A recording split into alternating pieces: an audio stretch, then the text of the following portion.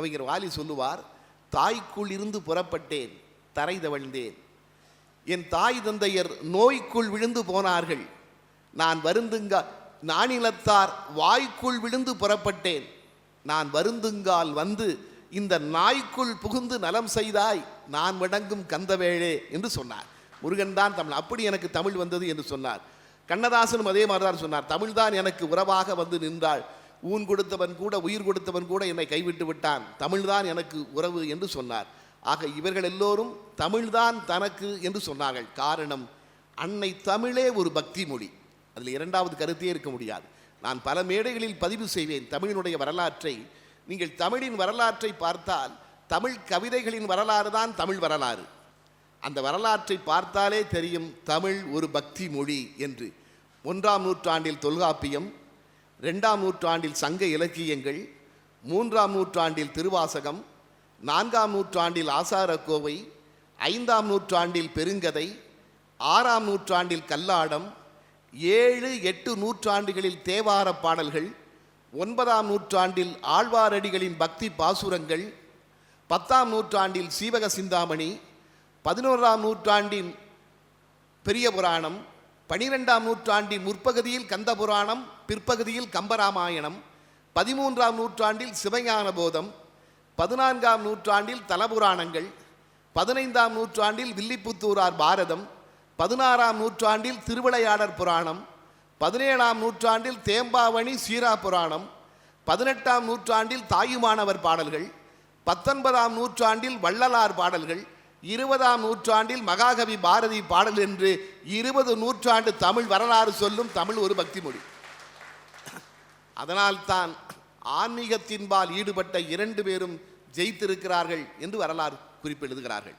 ஆக அப்படிப்பட்ட இடத்திலே 2 பேரும் இருந்தார்கள். அது மட்டுமல்ல, 2 பேருக்கும் நகைச்சுவை உணர்வும் 2 பேரிலும் உண்டு.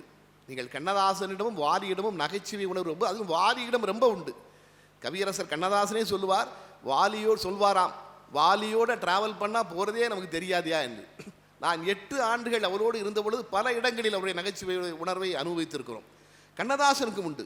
ஒரு முறை கண்ணதாசன் அமெரிக்காவிற்கு போயிருக்கின்ற பொழுது இந்த டிரைவர் ரொம்ப வேகமாக போயிருக்கார். ஒரு கூட்டத்துக்கு போகிறாரு, டிரைவர் வேகமாக ஓட்டிகிட்டு போகிறாரு. ஏன்பா இவ்வளோ வேகமாக ஓட்டுற, மெதுவாக போனா அப்படின்னாராம். இல்லையா, விழா ஆரம்பிக்கிறதுக்கு ஒரு 10 நிமிஷத்துக்கு முன்னாடி போயிடலான்னு பார்க்குறேன்னாராம். டிரைவர் சொல்லியிருக்காரு, 10 நிமிஷத்துக்கு முன்னாடி போனால் பரவாயில்லையா, 10 வருஷத்துக்கு முன்னாடி போயிடக்கூடாதியா என்று சொன்னாராம். அவன் நகைச்சுவை உணர்வு. அதே மாதிரி ஒரு படத்துக்கு பாடல் எழுதியிருக்கிறார். அழகர் பல்லவி வந்து அழகர் மலை சிலையாடுது அப்படின்னு பல்லவி போட்டு முடிஞ்சது, பாட்டு முடிஞ்சது, எந்திரிச்சிருக்கார். எந்திரிச்சிட்டு இந்த பாட்டுக்கு யார் யார் டான்ஸ் ஆடுறான்னு கேட்டிருக்காரு. நம்ம சிஐடி சவுந்தலா ஆடுறாங்க அப்படின்னு சொல்லுங்க. அப்போ அந்த அம்மா நல்லா குண்டு குண்டுன்னு இருக்கும். சிஐடி சவுந்தலா ஆட போகிறாங்க. சிஐடி சவுந்தலாவா, அந்த கொடு, பேப்பரை கொடு, பல்லவியை மாற்றியா, அழகர் மலை சிலை ஆடுதுன்னு வேண்டாம், அழகர் மலையே ஆடுதுன்னு எழுதிக்கையா அப்படின்பாரா. அந்த நகைச்சுவை உணர்வு என்பது அவரிடம் அதிகம். வாலியிடம் கேட்கவே வேண்டாம்.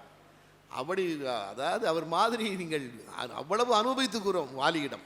அது எந்த இடத்திலும். அது ரொம்ப ஆச்சரியம் என்னவென்றால், நடிகர் விவேக் ஒரு இடத்திலே பேசினார். நீங்கள் அதை காணொலி கூட பார்க்கலாம். ஒரு நடிகர் விவேக், மறைந்த நடிகர் விவேக் பேசினார். ஒரு கூட்டத்தில் நான் அமர்ந்திருந்தேன். விவேக் சொன்னார், நான் அமர்ந்திருந்தேன், பக்கத்தில் கவிஞர் வாலி இருந்தார், சென்னையின் மூத்த வழக்கறிஞர் காந்தி இருந்தார். அந்த கூட்டத்திலே காந்தி இருந்தார். அப்பொழுது விவேக் சொன்னார், வாலியை பேசுவதற்காக அழைத்தார்கள். கவிஞர் வாலி வந்து பேச எழுந்து வந்தார். அவர் வேஷ்டி கட்டியிருந்தார். அந்த வேஷ்டி கொஞ்சம் தடுமாறி கொஞ்சம் ஜெர்க்காகி விட்டார். நான் உடனே சிரித்து விட்டேன். அவர் பக்கத்தில் இருந்த காந்தி வந்து வாலியின் கைகளை பிடித்து கொண்டார். கொஞ்சம் தூரம் தான் இருக்கும், ஒரு 2-3 அடி. அது நடந்து வருகிறார். வந்தவுடன் வாலியை பார்த்து நான் சிரித்த உடனே சொல்கிறாரு, வாலி என்னையா சிரிக்கிற, நான் காந்தியோடு தான் வர்றேன், பிராந்தியோடு வரல. ஒரு 3 அடிக்குள் எப்படி இந்த வார்த்தையை உபயோகிக்கப்படுத்த முடியும் அப்படின்னு விவேக் ஒரு கூட்டத்தில் வியந்தார். நான் உட்கார்ந்து பேசி கொண்டிருக்கிறோம், வாலியோடு உட்கார்ந்து பேசி கொண்டிருக்கிறோம். திரைப்பட முதல் நாள் ஒரு விழா, திரைப்பட நட்சத்திரம் தேவயானி அந்த விழாவிற்கு வர வேண்டும், வரவில்லை. இந்து பத்திரிகையை சார்ந்த நண்பர் பத்மநாபன் என்பவர், அவர் சொல்லுகிறார் வாலியிடம், நேற்று நம்ம ஃபங்க்ஷனுக்கு தேவயானி வரலங்க அப்படின்னா. தேவயானின்னு நினச்சிருப்பாயா. அந்த வார்த்தை பிரயோகத்தை பாருங்கள். தேவயானி என்பதை தேவயானி, அதெல்லாம் அவரிடம் வாலியிடம் இருந்த மிகப்பெரிய ஆற்றல். அதைத்தான் இளையராஜா சார் சொல்ல, ஒரு நிமிடத்தில் 100 வார்த்தைகளை கொட்டுவார். அது எதிர்பார்க்க முடியாது நம்மால். அந்த அளவிற்கு தன்னை ஒரு வார்த்தை வங்கியாக படித்து படித்து மாற்றிக்கொண்டார். நான் ராமன் தேடிய சீதை என்கிற படத்திலே ஒரு பாடல் எழுதியிருப்பேன், என்ன புள்ள செஞ்ச பாவிப்பையா நெஞ்ச என்று. அந்த இசை வெளியீட்டு விழா அன்று அந்த பாடலில் இடம்பெற்ற 2 வரிகள், தெக்க வச்ச வள்ளுவனா ஒத்தையில நிற்க வச்ச என்று எழுதியிருப்பேன். அதை கருப்பழனியப்பன் உட்பட எல்லோரும் பாராட்டினார்கள். ஒரு நாள் வாலி எனக்கு தொலைபேசியிலே தொடர்பு கொள்கிறார். அந்த ராமன் தேடிய சீதை பாட்டு கேட்டையா, நீ தான் எழுதுனையா? ஆமாம், என்னையா படத்தில் சிச்சுவேஷன் சொன்னாங்க, படத்தில் வந்து நடித்த நடிகர் நிதின் சத்யா வந்து படத்தில் திருடனா வருவாரியா, அவர் ஒரு வீட்டுக்கு திருட வராரு, வர்ற இடத்துல ஒரு அழகான பொண்ணை பார்க்குறாரு, அந்த பொண்ணை பார்த்து ஆசைப்பட்டு காதலிக்கிறாரு, அது அட்வைஸ் பண்ணுது, திருடரை விட்டுட்டு ஆட்டோ ஓட்டுறாரு, அந்த பொண்ணு காலேஜில் படிக்க, இவர் ஆட்டோ ஓட்டுறாரு, இவர் அந்த பொண்ணை காதலிக்கிறாரு, அந்த பொண்ணு மறுக்குது. அப்போ இவர் பாடுறாரு பாட்டு, என்னையா எழுதின பல்லவி, என்ன புள்ள செஞ்ச பாவிப்பையா நெஞ்ச, பாக்கையில் சொக்க வச்ச பறக்கத்தான் ரெக்க வச்ச, திக்க வச்ச திணற வச்ச திசையத்தான் உணர வச்ச, தெக்க வச்ச வள்ளுவனா ஒத்தையில் நிற்க வச்ச அப்படின்னு எழுதினையான்னு. தெக்க வச்ச வள்ளுவனா ஒத்தையில் நிற்க வச்சியா, ஏயா வள்ளுவனை கொண்டு வந்து அந்த இடத்துல போட்ட அப்படின்னாரு. இல்லையா, படத்தினுடைய கதை வந்து கன்னியாகுமரியில் நடக்கு, படமே அந்த டிஸ்ட்ரிக்டில் நடக்கிறதான் கதை. அதனால் கன்னியாகுமரி மாவட்டத்தில் இருக்கிற ஏதேனும் 2 விஷயம் பாட்டில் வேணும்னாங்க. சரணத்தில் என்ன பண்ண, ஒன்றை பார்த்த வேளை உடம்பும் செங்கச்சூள திருப்பரப்பு அருவியா நீயே வந்தாயே அப்படின்னு அதை எழுதினையா. பல்லவியில் வந்து நீ வள்ளுவன் தனியாக நிற்கிற மாதிரி என்ன நீயும் தனியாக நிறுத்திட்டியே அப்படின்னு காதலியை பார்த்து காதலன் பாடுற மாதிரி பான அப்படின்னு சொன்னேன். நல்லா இருக்கியா, காதலில் தோத்தவனை தனி மரமாக நிற்கிறான்னு தான் இது வரைக்கும் எழுதியிருக்கோம், இது வரைக்கும் இது யாருமே சொல்லலை, ஆனால் நீ ஒரு விஷயத்தை மறந்துட்டியேன்னாரு. என்னையான்னு, வள்ளுவன் தனியாக நின்னா கூட குமரியில் தானையா நிற்கிறான்னாரு. யாருமே பார்க்காத பார்வை. அதுதான் வாலி. எம்ஜிஆருக்கு உடல்நலம் இல்லை, புரூக்லின் மருத்துவமனையிலே சேர்க்கப்பட்டிருந்தார். அப்பொழுது தமிழ் கூறும் நல்லுலகம் எங்கும் ஒலித்த பாடல் ஒளிவிளக்கு படத்தில் வாலி எழுதிய இறைவா உன் மாளிகையில் எத்தனையோ மணிவிளக்கு, தலைவா உன் காலடியில் எங்கள் நம்பிக்கையின் ஒளிவிளக்கு.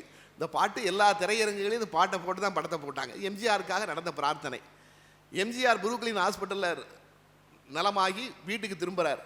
வாலி பார்க்க போகிறார். எம்ஜிஆர் அறையிலே படுத்திருக்கிறார். வாலி அந்த அறைக்குள் நுழைகிறார். எம்ஜிஆர் பக்கத்தில் ஜானகி அம்மையார் நிற்கிறார். அவர் வாலியை பார்த்தவுடன் சொன்னாராம், பார்த்தவுடன் கண்களிலிருந்து கண்ணீர் வருகிறது ஜானகி அம்மையாருக்கு. அழுது கொண்டே ஜானகி அம்மையார் சொன்னாராம், தலைவர் பிழைத்தது வாலி பாக்கியம் என்று. உடனே வாலி சொன்னாராம், இல்லை அம்மா, உங்கள் தாலி பாக்கியம். வாலி பாக்கியம் சொன்ன உடனே தாலி பாக்கியம் சொன்னார் பாருங்க. அதுதான் அந்த வார்த்தை. அதனால்தான் இந்தியாவிலேயே அதிகமான திரையிசை பாடல்களை எழுதிய என்ற பெருமை அவருக்கு இருக்கிறது. அதுதான் கவியரசர் கண்ணதாசன் வாலியும் அப்படிப்பட்டவர்கள். உடனுக்குடன் எழுதக்கூடிய ஆற்றல், அதுதான் அவர்கள் இருவருக்கு இருந்த பெரிய ஆற்றல். அதே மாதிரி பதிலளிக்கிற ஆற்றல், 2 பேருமே அப்படி. கண்ணதாசன் ஒரு மேடையிலே பேசிக்கொண்டிருக்கிறார். பேசிக்கொண்டிருக்கும் போது சொல்கிறார், கண்ணனுடைய பார்வை பட்டால் பட்ட மரம் தழைக்கும் என்று சொல்கிறார். கண்ணனுடைய பார்வை பட்டால் பட்ட மரம் தழைக்கும் என்கிறார். உடனே கூட்டத்திலிருந்து ஒருவர் எழுந்து கை உயர்த்தி விட்டு எழுந்தாராம். என்ன என்றாராம், கண்ணனுடைய பார்வை பட்டால் பட்ட மரம் தழைக்கும் என்று சொல்கிறீர்களே, புல்லாங்குழல் ஒரு பட்டு போன மூங்கில் தானே, அது கண்ணன் உதட்டிலே வைத்து ஊதுகிறார் அல்லவா, அப்பொழுது அது ஏன் தழைக்கவில்லை என்று கேட்டிருக்கிறார்.